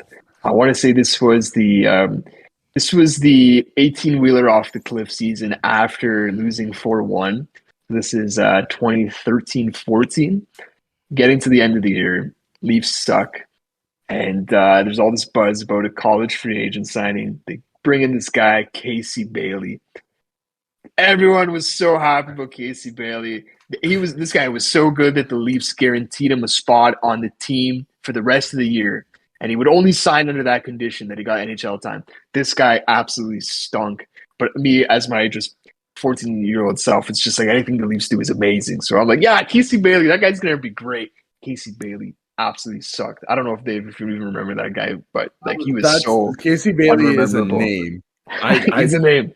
He's got guys. Casey Bailey is somebody that if you put him in a police lineup and you gave me 6 people who you could tell me like this person's Casey Bailey, dude, I wouldn't be able to pick him out for you 100%. That's okay. Yeah. One of my favorite. I'm just doing the whole. I do this every episode. The Cambrinia Holzer, Par Lindholm. Today's obscure Leaf of recent memory. I really miss this guy, and I wonder what he's doing right now. Is Dmytro Timashov? I was a big Dmytro Timashov St. Louis guy. Blues legend. St. Louis Blues legend, Islanders. Like he did a bunch of stuff. Like Dmytro Timashov was a guy that I thought was going to be really good. And like he was good for the Leafs. Like I think he had like 30 points in like 80 games, or like he played limited minutes, was a point producer. We lost them on waivers. Little side note. Was he also not on the tank team? Or was he on the team after? I don't think so. No. I think he was. I don't even think it was the rookie season. He might have been like 17, 18. He might have played the year that Tavares came or the year before. It was one of those seasons. Last Leaf thought I had to bring up because we talked about the Jimmy Vesey for Nylander thing. Dave, what was the take that a certain sportsnet analyst had, or actually no, just the take that a certain analyst had after we signed John Tavares? What did they say we could do after signing John Tavares? Do you remember this? Win the cup? No, well, that's the obvious remains thing. to be seen. Remains to be seen. Undetermined. No, what I'm thinking of is there was. Do you want to take a stab at it or not? You know what? I'll be honest with you. I was watching TSN that day. I'll tell you that right now. I know 100% I was on TSN. So well, I know I was watching TSN that day too. This wasn't like, it might not have been like 5 minutes after the trade. It might have been like 1 or 2 days after. It was through a tweet, and he might have been with Sportsnet still. He might have not been. I think he might have not been anymore. Anyways, this fellow, he went on the Twitter machine and he said, "Now that the Leafs have signed John Tavares, I wonder if they trade Austin Matthews for a pile of goodies." Yikes! I vaguely remember. Do you remember? Do you want to say who the? It was Damien Cox. It was Damien Cox. Yeah, listen, I'm not surprised that it was Damien Cox. I do remember that. I'm not surprised either because that guy's full of awful, truly awful, god awful hockey takes. That's definitely up there one of some of his worst takes. Yeah, so I reminded me of that one there. Thank God they didn't listen to that advice, or else 60-goal Austin Matthews is on another team at this point right now. Rocky Richard winner, Hart Trophy winner Austin Matthews. So on the San Jose Sharks, that would be an interesting sight, and you know what? It could happen in a few years, but you know what could happen in the next 3 minutes? I could go use the washroom. So let's take our break. Let's take our break, surprise. And we're back. All right, so we are back. Got back from the washroom break. Typical stuff. Easy transition. Guys, there's a rumor that there's going to be an 84-game NHL schedule. What do you guys think about that? So this is something that was brought up at that's it. That's the end of the show, guys. Everyone right now I'm joking. This was something that was brought up at Board of Governors meetings, I'm pretty sure, over the past week or two. And the idea is to get more interdivisional games, so games within your own division, into the schedule. And this would be at the expense of interconference games. Actually, let's not use that term. Games within your conference, but not your division. So Atlantic for the Leafs would be removing games against the Metro and replacing them with more games against the Atlantic. And you'd keep the interconference stuff the same. So you'd still have 2 games a year against teams in the other conference, one home, one away. And the whole basis behind this is just make it a more equal schedule in terms of right now, it's like they have to rotate which teams play 4 games against each other and which teams only play 3.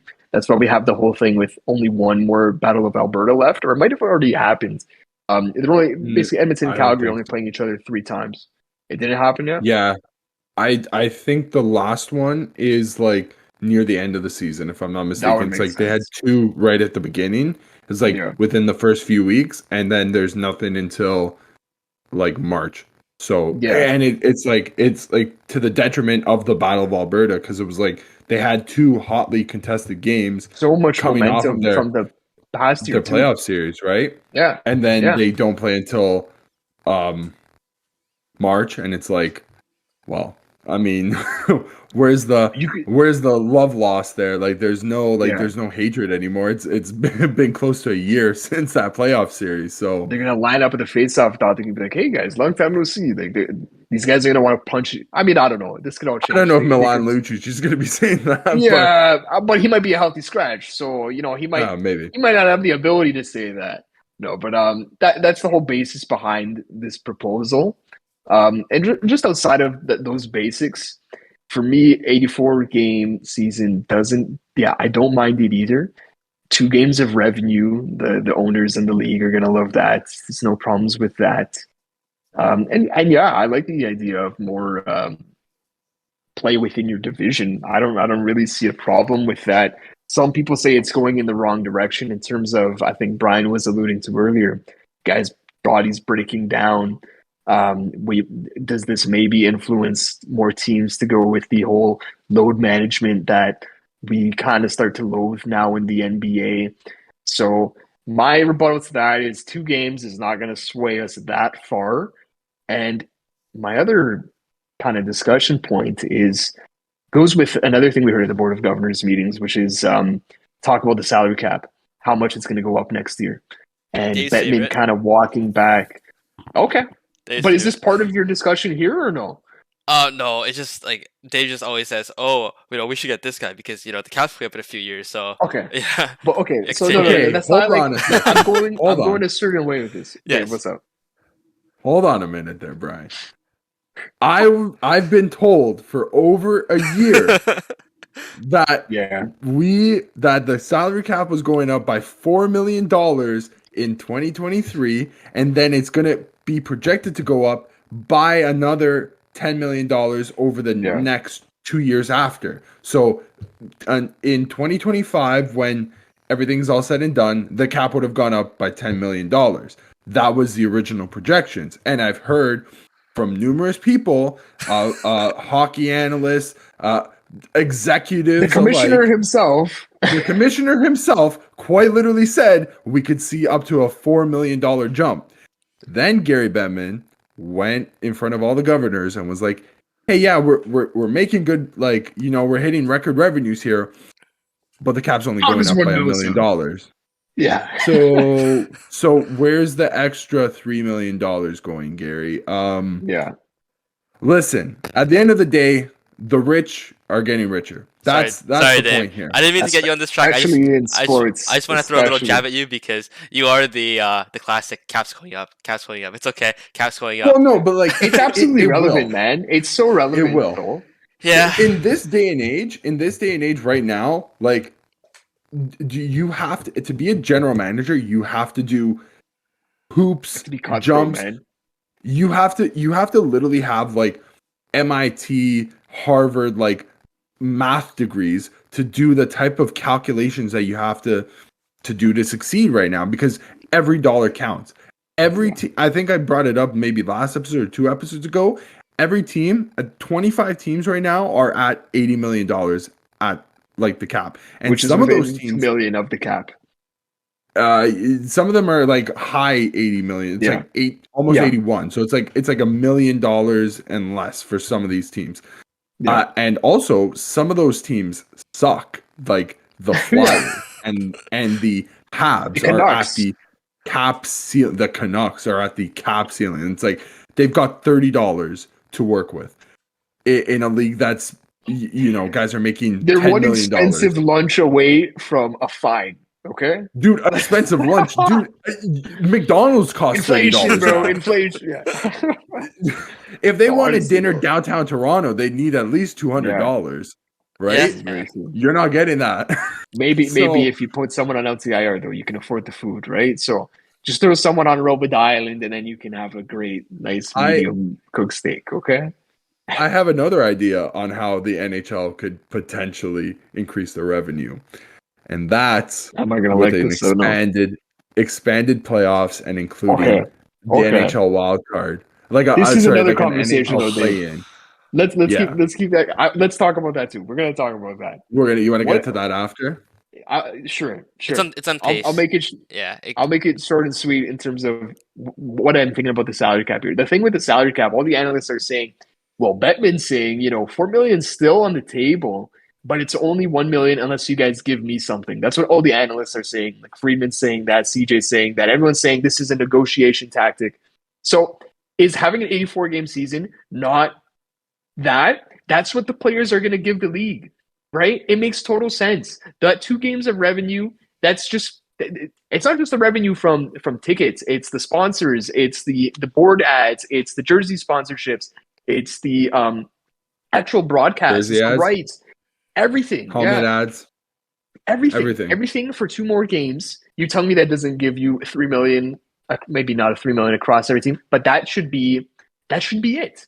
And that should give us our 4 million. And if it doesn't, I'm going to be even more cheesed than Dave was with Bettman already. If we still get a 1 million increase and eventually an 84 game schedule, that's the concession the players should hand over. Would you guys pay 2 games a season as a play? Let's say we're hypothetically NHL players. Totally. You're told you have to play 2 more games a season. Now that I think about it, the players don't probably give a crap about the salary cap, but they do actually. If that's But they their wage, should. their wage increases, Yeah. right? So I don't. That's all I want to say. Bettman's saying it's a negotiation, or he's not saying. He's insinuating. What are you going to give me? If 84 game season is the answer, I give that to Bettman every day for a 4 million increase in cap this year. That's all. But what do you guys have specifically on the 84 game season, and then we can talk expanded play in the playoffs. Do you want to take it, or do you want me to go first? Go right ahead. I think that there's already too many games in the season. You play 82, assuming you go far into the playoffs. That's 26 games. That adds up. You're playing 100 games a year. Damage to your body. Then you have to train in the summer. Shortened off season. It adds up. Absolutely. The teams that go far into the playoffs, you're killing them. Genuinely, right? Tampa, Washington, Pittsburgh. Like these are Chicago's another Chicago one. in the dynasty years. Yeah. Like. But Bryan, how can you convince the owners to get rid of games?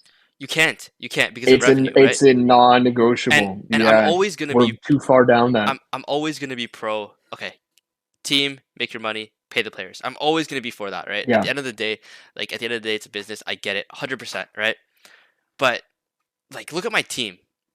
Like seriously, look at my roster that I have to watch. I have legitimately superstars, 9 guys that are hurt. That some of them potentially will never play again. Some of them careers impacted forever. All you need is 1 game to ruin your career. All you need is 1 second to ruin your career. You guys seen it? John Tavares, remember? Olympics. Yeah. Right, and then the Corey Perry incident. Right. Genuine. I thought you were talking about Corey Perry first, but yeah, I forgot about the Olympics as well. All you need is 1 game to ruin someone's career, and at the end of the day, these guys play some. At the end of the season, the top teams, they play worthless games. Let's be honest. Like when you're in the playoffs, what's the point? You guys did it with Austin Matthews last year. Do we want to risk this guy's injury? I don't know. Maybe I'm a little biased because this year. I think. Go on. Finish what you're saying there. Maybe I'm a little biased because I legitimately don't have Tom Wilson, Nicholas Backstrom playing on my team right now because these guys are warriors. They've played so many games over the past few years, but 82 is a lot. Adding 2 more, could you imagine in this 84th game of this season something happens to Patrice Bergeron, Sasha Barkov, Nate McKinnon? Right? Yeah, it's possible, and I'll leave it there. Here's my proposal, Bryan. The MLB. What does the MLB do in September? Wildcard. Expanded rosters in September. Goes up to 30 or something. Yeah, I wouldn't mind seeing they that in go up the a lot more. NHL. Yeah, I wouldn't mind seeing that in the NHL. I wouldn't. I know we just talked about load management and how it's loathed in the NBA, but having something where it's an expanded roster, I don't know the logistics how it would work because in the NHL we do see playoff races go down to the wire. The one thing with But that though, Christian, yeah, is if you want expanded rosters, you need to increase the salary cap you make because a good point. how are, Yep, how are you gonna? They have people on the books right now, yep. that are sitting in the press box, but like you still need that money to bring those people in, right? Um, that's just like I don't know, like So so that it's makes like you got to give to get, basically, right? yeah. 100%. It'd be like that's what you want. I have another question though. It's always been bugging me. If you have somebody in the press box, and somebody gets hurt mid game. Let's say somebody gets Yeah. hurt in the first period.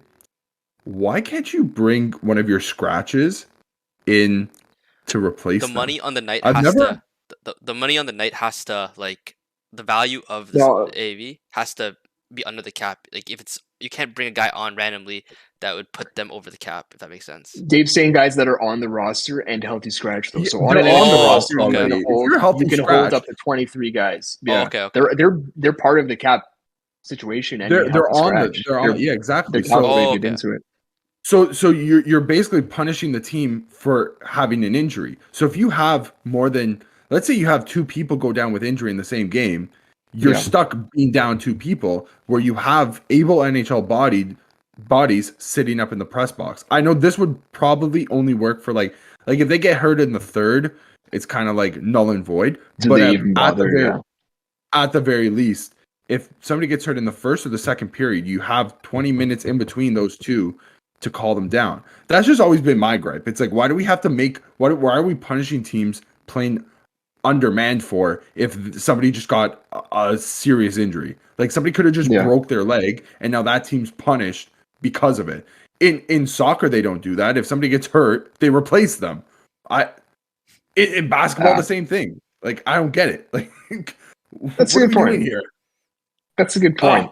Ah, Yeah, I think Brian, the summary of your not summary, but your argument is this isn't good for the health of the players. We should be looking into the other direction, maybe shortening the season for the sake of the players' health and for a better quality product. It would make the games even feel a bit more meaningful because there's less of them. Totally sound points.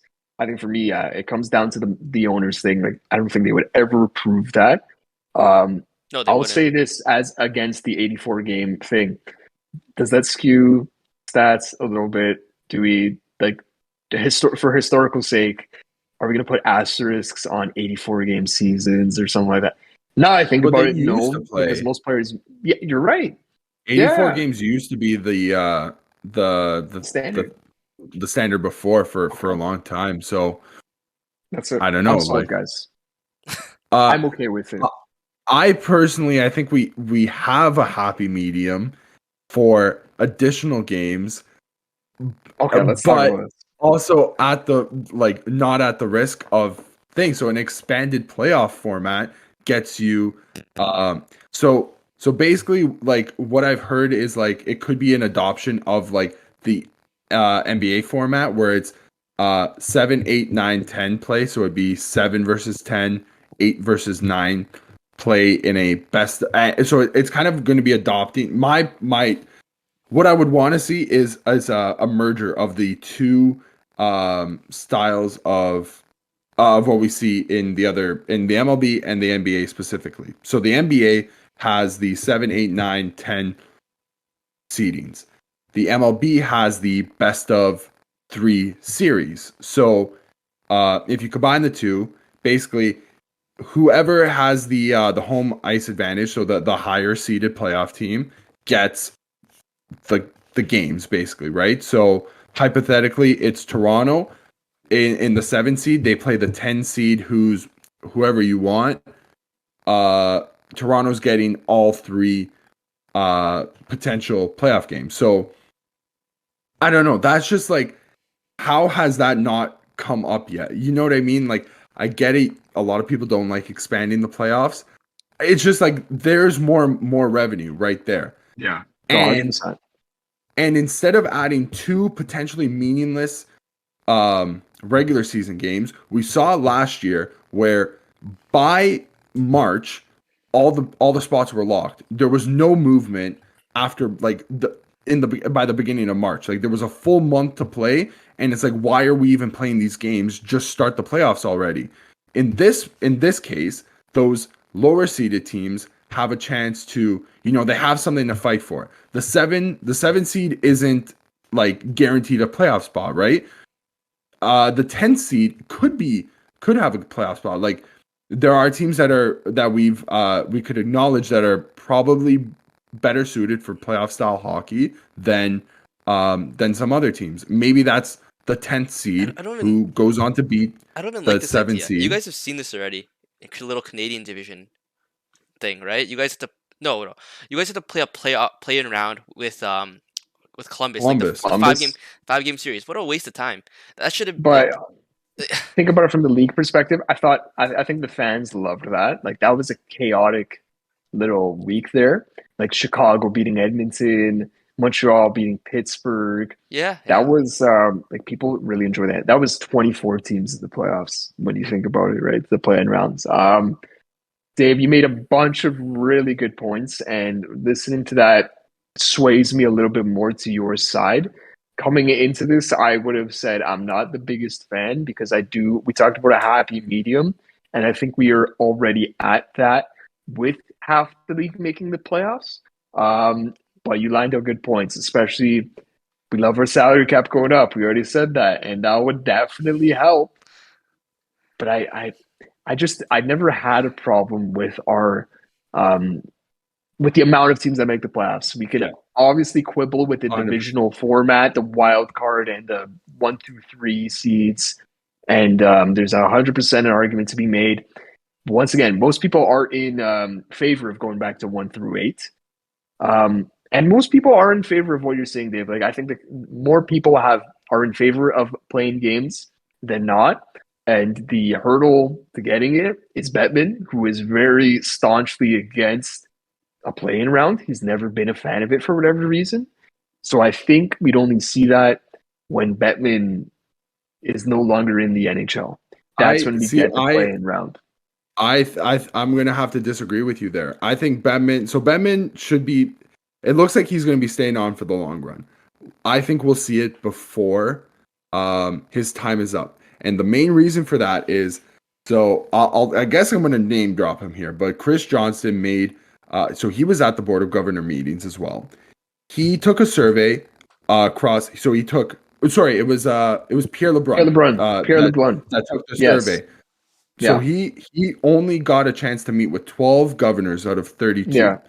All 12 of them said they were in favor of the expanded playoff round. So right now, the only person that's kiboshing that is Sergeant Supreme at the top, right?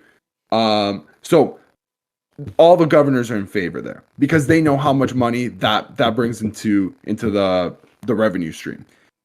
The only problem right now is the major networks, the broadcasting networks, haven't brought up a decisive not plan, but like the amount that they or whatever. Yeah, like no, not even that. Like the amount that they should be expected to, like the amount of revenue that they should be expected to bring in hasn't been even like brought forth basically to the NHL. From my understanding, it's like they kind of don't even like really care about it right now. So you're saying Bettman's just ignorant to what this could possibly mean. Exactly. That is exactly what I'm saying. He's saying no because he's stubborn like that. Yeah. But he doesn't even fully realize the amount of money that he's leaving on the table right now. Yeah. That is the point I'm getting at. It would be great if Bettman could actually speak words that like actually meant something, because then we could ask him, Gary, why are you against this? But he doesn't tell us why. Yeah, he's a lawyer, man. He knows. He's got the lawyer speak down pat. Sorry, Dave. Finish. So that is why I'm in, like I'm gonna say I'm gonna put it out right now. I'll put it onto the internet by the next CBA, which is set to expire in 2025. we're going to have an expanded playoff format. And if it's not at that point, it'll be within the year, like after that CBA kind of expires. I think maybe that's more realistic. So 2025, but I think by 2025, we're going to have expanded playoffs. Whether you like it or not, the one downside though, I would be remiss not to mention. So last year in particular, I could tell you that the 7, 8, 9, 10 teams were Pittsburgh, Washington, Islanders, Columbus. Pittsburgh and Washington finished the season with 103 and 100 points respectively. There was a 16-point gap between the Caps and the Islanders. So I don't know if that type of disparity, I guess, will always happen, but it kind of like I could see the argument where it's like, okay, well, the Caps played a much, much better season. How is their playoff picture gonna run going up against a team that had 5 less wins than them, 6 less wins than them, basically, right? I mean, that would have been a travesty if the Islanders or Jackets would have got in over the Penguins or Caps. Exactly, right? Like, you can make an argument for the Pens or Caps beating their respective rivals in a first-round series. Caps was Florida. I think that went 6 games. And Penguins, who did the Penguins play in the playoffs last year? Rangers. That was a phenomenal series.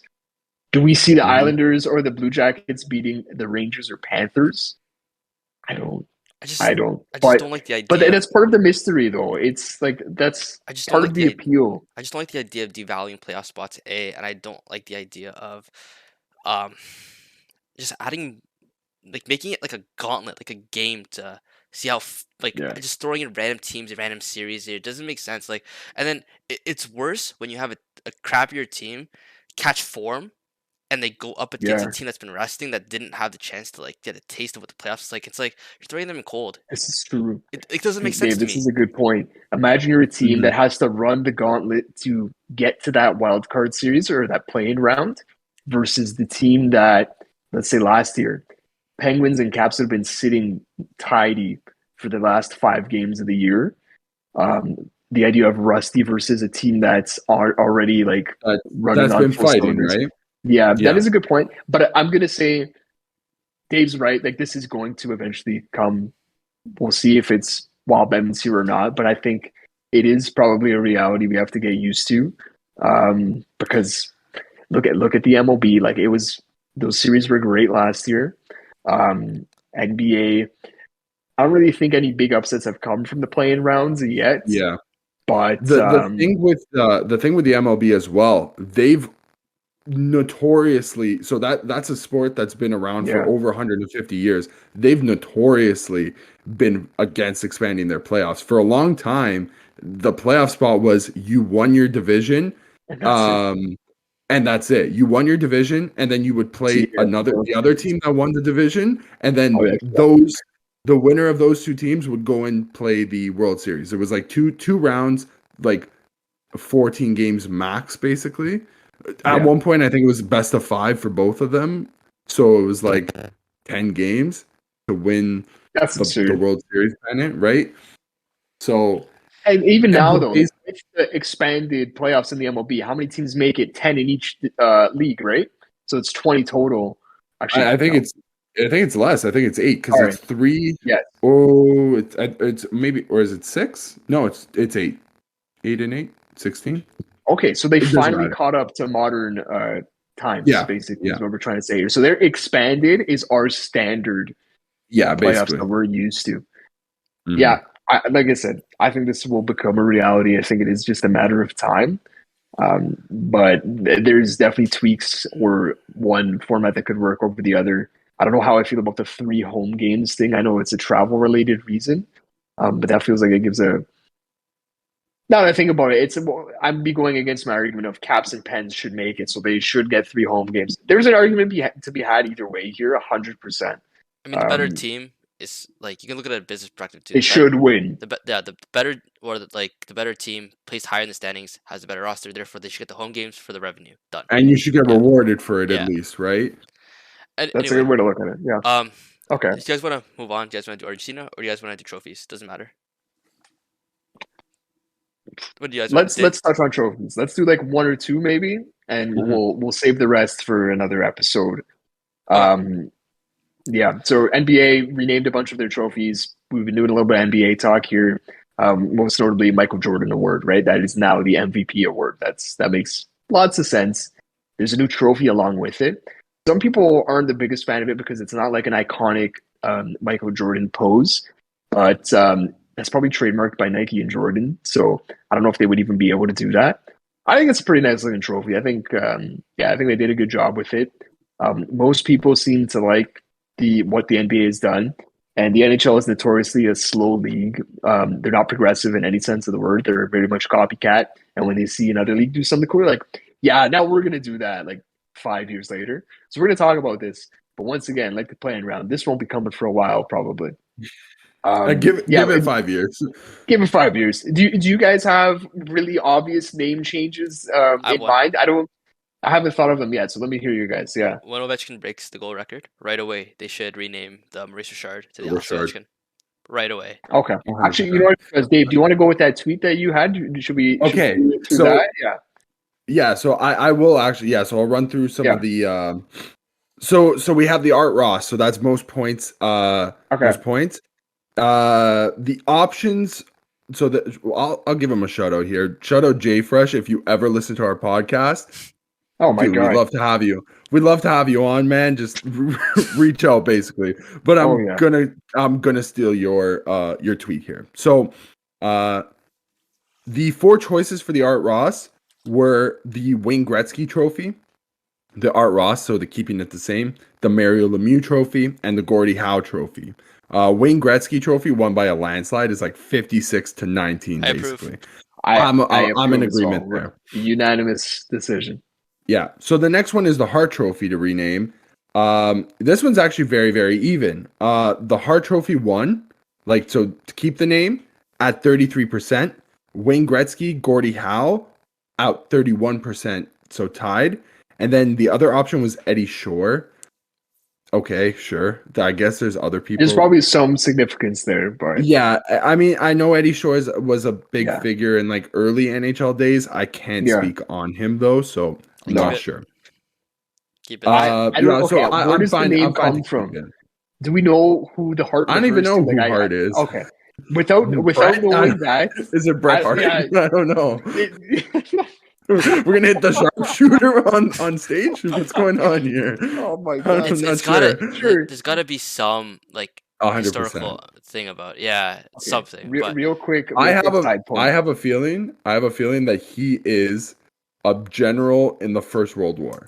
I'm gonna throw that out there. And isn't the story usually that his wife donated a trophy to the league? Oh, 100%. Right? That's Lord Stanley, Lord Earl Stanley. That's my boy. But Lady Byng is probably something like that too, right? Yeah, I think so. I'm a British general, and that hockey thing you play is kind of cool. Here's a trophy. Yeah, but real quick side thing. Real quick. I lost my train of thought. Never mind. All right, sweet. So, Bryan, are you looking up the Hart? Okay, I'll keep going. And if you, I found the thought, guys. I found the thought. Okay, good. Do we know if the Calgary Hitmen are named the Calgary Hitmen in it's that themed after Bret Hart? I believe it is. I believe he owns it. I'm pretty sure he. I didn't even know that. Hitmen. I believe so. Or not him, but I think his family. So the Hart family. I have it. The Hart family is just as they were just as popular. Yeah. Bret Hart became the star, but the Hart family has their a whole line. Wasn't the daughter in WWE too? Yeah, dude, daughter. I dabbled in WWE for 2 years. Yeah, daughter, 2 sons, brother-in-laws, son-in-laws, that type of stuff. They had a whole family was in there. They're the Hart dynasty. So okay, go Bryan. The Bret Hart Award makes sense. I'm done with it. The Hart Trophy is named in honor of Canadian doctor David Hart. Dr. Hart, who donated the original trophy to the NHL, was the father of Cecile Hart. Cecile Hart was the head coach of the Montreal Canadiens in the years 1924 all the way to 1939. That's close with the World Okay. War One stuff. I thought he was going to be a Yeah. general, but he's a doctor. Okay. Can we figure like okay? So just imagine you're a doctor. Like you just have this. What is this? What is this trophy? How? Who made it? What was it originally for? You decide to do it. Like The Well, it's just a little weird he to me. apparently Or donated. This guy donated the most important trophy yeah. besides the Stanley Cup in hockey. Okay. So, Listen, I mean, he got his so money's we like worth. the heart. We like the I heart like it, I trophy. like is what we- Yeah. Okay. I'm Heart, fine keep with it it. the heart. Keep it the heart. So the next one is Brian's favorite, the Rocket Richard, but he won't really like the results. So the options are Rocket Richard to keep it as is, Alex Ovechkin, Mike Bossy, and Gordie Howe. Rocket Richard retains at 49-39 That's disgusting. for Ovi. Wow, I think man. Brian, you know Really, what it is right Brian? now? You know what I think it is right now? I don't think it gets changed from Rocket Richard until Ov retires and is like a couple years out of the league. Fair. Kind of like how Michael Jordan just got like his thing, like he's getting his due now, and he's been out of the league for almost 20 years. I don't think it's gonna Yeah. take the league that long, like 20 years. But I think at some point in time in our lives, within the next 15 years, it's going to become the Alex Ovechkin Memorial scoring the shit out of you trophy. He has 9 of them. Okay? Yes. He has 9. We'll How leave it many at does that. does Rocket Richard have? Here's- 0. He has none. Here's the problem. Here's the problem, boys. What do you refer to this trophy as? Because right now we call it the Rocket, and that's so damn cool. Ovi. It doesn't. That's hit the trademarked. same, That's right? trademarked. It's I'm pretty sure it's shit. an alcohol drink. Like when we won the cup, they made it. Aw, Yeah, damn. yeah. Damn. This is my problem, man. You can't call it like, oh yeah, he The won Russian the Ovechkin. Rocket? Okay, not bad. But now we're calling people like nah, like Yeah, it's a Rocket. national. Yeah, It's yeah. I don't know. I know what I you don't mean. know. How about That's the my great? quibble How with about the Bryan. greatness Like, I award? agree. The great. No, With that's an like H? too With an generic. yes. Oh my like that. god. I'm in favor Even of me. the cheese. Even I like me the who cheese. likes the puns, man. Even me, I don't know. I couldn't get behind that one. I am in favor of keep it the Rocket, to be honest. Ugh. But I agree that Okay. like Ovechkin should have an award. Like, what could we do? Like shooting percentage? But no, he would have to finish with the best career shooting percentage, which he's not. It's I don't know. That's a crazy award to give out. Oh my god. The Brandon Peary Award, okay? When he had like 20 goals that one year. No, I don't know. We'll come up That is with an something. insane award to give out, dude. it's just like That's like giving out an award for the most face-offs won. What is that? The Claude Giroux Memorial? Yeah, What? why not, man? hear me out. Hear Yeah, bro. me out. It's there's no other way to claim the trophy as yours besides winning it. The guy's done it 9 times. If Yeah. one guy does it, it's like, oh my goodness, what an achievement! 9 times, the thing's yours. How many more times do you have to do it? Like, okay, Like, I anyway, agree, Brian. It's gonna be like another trophy we're gonna see on here. So so now I'm gonna keep going. Next one is the big defensive trophy. Norris. split it. Can we take a guess who won this one? Take a wild guess. Corbinian Holzer. No. Best defenseman award. Yeah, it's keep it the same. Keep it, because yeah. We have to. Yeah. No, it's Bobby Orr. Oh, Yeah, Bobby Orr award. What am I saying? Why am I? Yes. Yeah, sorry. Bobby Orr award. No, The keep other it. options. Keep it. I don't know why I was. No, thinking, dude. I want Bobby Orr. I want Yes, Bobby Orr's yes. name. I do too. No, I do too. Or split it. I think Bobby Orr needs the respect. So the Bobby Orr. Yeah. Norris. Okay, fine. No, Sure. I just called the Um, Bobby Orr. I would be totally fine with Bobby Orr. The other options are Nick Lidstrom and Raymond Bourque as well. I think Bobby Orr takes that over the other two. Yeah. I do love Nick Lidstrom. He deserves like some Yeah, respect. I'd love to 100%. give him an award, but I don't know how you. You can not be over Bobby Bobby. Bobby Orr. No shot. Or how about you do like Bet- how about you do like a selkie for Lidstrom? You know what I mean? Like Defensive the Defenseman Selkie- of the Year award or Selkie something might like that. be not Selkie might have another Selkie's going to Bergeron, but yeah, not that's what I mean. not a Oh, you're saying split? So split Like a offensive and defensive. you could even do it 3 ways: defensive defenseman, offensive defenseman, and then like the most gentleman, like clean play. Like you know what I mean? But The Jacob Slavin Award. yeah. But you know what I mean? Like you could take this multiple ways. do. I mean, the forwards have so many awards. Like defensemen, there's one. It doesn't give them No, enough credit. you're 100% right. Yeah. 100%. And We like need advanced stats to be a little bit better. Like look at baseball with all the sabermetrics we have, where it's like gold glove, platinum glove, all this stuff. If we can get to a point where analytics is more definitive, where they prove that stuff that happens on the ice is good or bad, then you can get into stuff like that. Could you imagine if we had like gold stick awards or something? Golden shin pad award for most block shots, okay? That's like the gold Golden Jock. The Golden Jock. Golden Jock. Oh my God. We need that. We need that. Dude. sorry, Dave, continue. Sorry. Okay, so okay, so Vezina, we're keeping it the same. Vezina won over Dominic Hasek, Marty Brodeur, Patrick Waugh. I kind of would like the Hasek, to be honest. I wouldn't mind seeing Hasek or even Waugh. I'm indifferent. I'm indifferent. I don't care. I'm indifferent too, but I wouldn't mind Hasek. seeing a change. I wouldn't mind seeing a change. Calder, Teemu Solani won it by a landslide. That's a so good one. The options are Teemu Solani, really the Calder, Mike Bossy, who had I believe he had a ridiculous rookie season, and Ken Dryden as well was the other option. Teemu, that sounds pretty good. The Teemu, I like it. for a best rookie. Frank J. Selke, I don't even need to go through the options, but it's Patrice Bergeron. The Burge Trophy. Bob Gainey, Bobby Clark were the other options, along with the Selke. Conn Smythe, everybody wants to keep it the same. I'm good with that. So that is most valuable playoff performer. What are the other options here? We got Bobby Orr as well, Patrick Waugh, and Bernie Perron. Keep it the same. I don't know. There's a historical context to Conn Smythe that makes it likely to be changed. But I don't have an alternative right now. I don't know what would be someone would have to really dive into some playoff stats to figure that out. But yeah, maybe like I think it's likely to be changed. Performer? Yeah, but I would assume that person would have been involved in that poll. Maybe it is Bernie Perron, or like I don't know. Maybe his point per game is nuts in the playoffs, but there's something to be said there. I don't know what the name would be, but it's likely to be changed. And the final trophy I have here is the Jack Adams, also known as the Scotty Bowman. Oh, yeah, it is Scotty Bowman. He won it over. So Jack Adams came in second. The other two options were Pat Quinn and Al Arbor. Also, great choices. Those are good. Patty Quinn would be good, but you gotta go. I love Patty Quinn. Yeah, but it's got to be Scotty, dude. Like, yeah. I think he has like 8 cups, if I'm not mistaken. That's absurd, man. I don't know. Like, that's one that you don't quote me on, but I know he has over 4 for sure, probably over 6, I believe. I think it's. He's got 8. A lot. He has got a lot. So shout out to Scotty.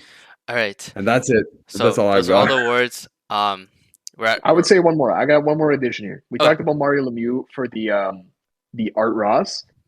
Why not Bill Masterton for the Mario Lemieux? Yeah, the comeback player. But actually, now I'm realizing Bill Masterton is a good one because I'm pretty sure Bill Masterton was a player who passed away because of something that happened on the ice or something. Like I'm pretty sure it's named for a good reason. But if we had to change it, Mario Lemieux is a really good option for comeback player of the year, right? Comeback from beating cancer, and I think he scored 130 points. Absurd.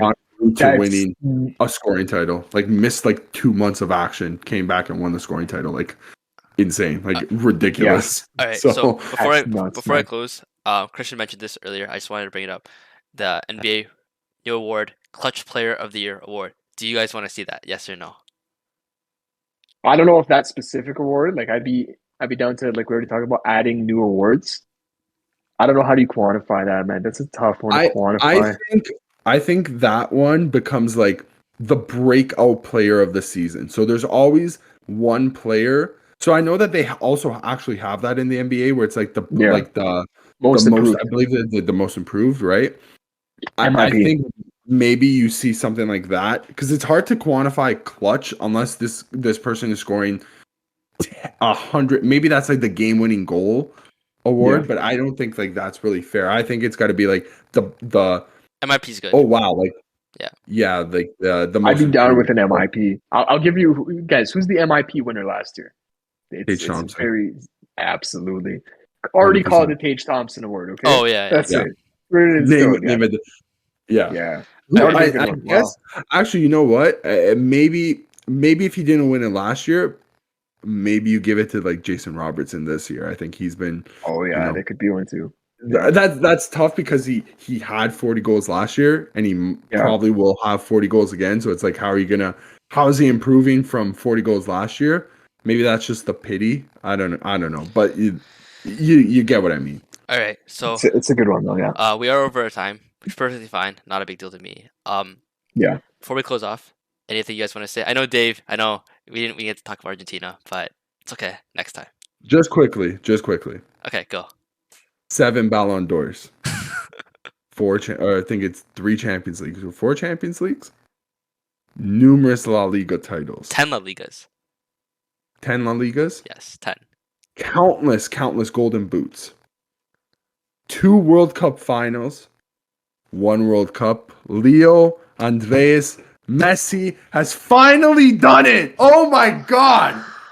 Been so overdue. I'm so happy for him. I want to put it on record here. I've said it to other people who have asked me. Bryan can attest. I said Argentina was going to win the World Cup. Yes, you did. Before the tournament started. After their first loss to Saudi Arabia, I fucking shit my pants. And I was like, why did I stake my claim in this team? They had a massive unbeaten run heading into the tournament. Bryan's going to hold it up again.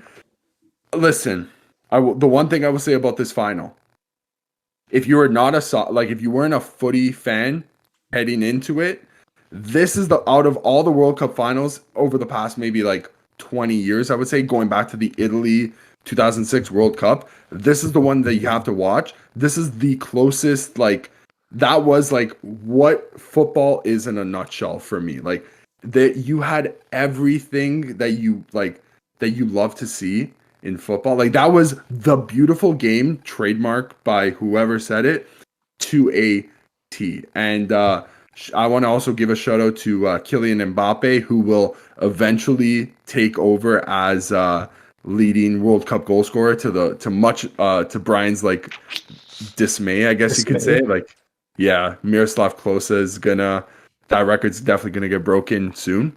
What a player he is. But I'm like over the moon. I know Bryan is too. I know Bryan has been on the Leo Messi train a lot longer than I have. I was generally more Ronaldo leaning in years past, but I'm always open to admit to my mistakes. Lionel Messi is hands down the greatest player that I've ever seen. He probably, I think in my heart, he goes down as the greatest player of all time. There are definitely some arguments against it, and I think they're fair. The only argument that I will not hear anymore is the Messi versus Ronaldo debate is officially over at 1 o'clock, Sunday, December 18th, 2022. That debate has been put to bed, put 6 feet under. It's done. Leo Messi is the best player between the two of them, and thereby becomes one of the, probably the best player of all time. Bryan, do you have any thoughts before we kind of close it off? I have a lot of thoughts, a lot of emotion. Yeah, finally. That's all I can say. I mean, this guy deserved it. This guy deserved the trophy more than anybody else deserved anything else. Carried so many poor Argentina teams all the way to so many finals, countless events, countless times where they just let him down, but it looked like they were going to let him down too during that game. Blowing the 2-0 lead. It did, yeah. The penalty. That was scary times. That was a scary half an hour. I'm not going to lie to you. And the penalty too. I mean, but at the end of the day, he was the one that stepped up and took the first penalty and set the